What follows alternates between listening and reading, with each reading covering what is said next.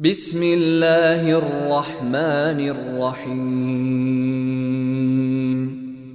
لم يكن الذين كفروا من أهل الكتاب والمشركين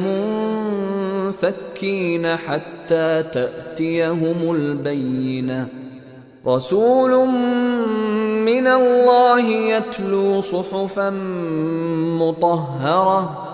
فيها كتب قيمة وما تفرق الذين أوتوا الكتاب إلا من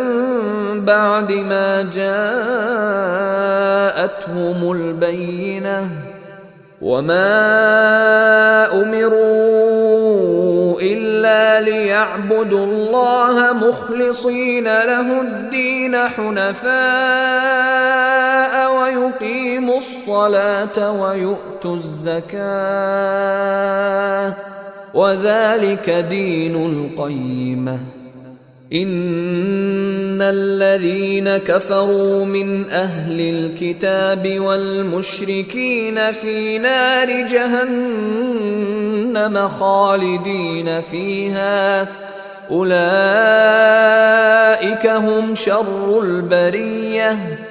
إن الذين آمنوا وعملوا الصالحات أولئك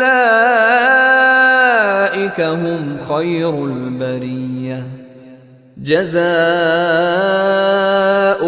عند ربهم جنات عدن تجري من تحتها الأنهار خالدين فيها أبدا رضي الله عنهم ورضوا عنه ذلك لمن خشي ربه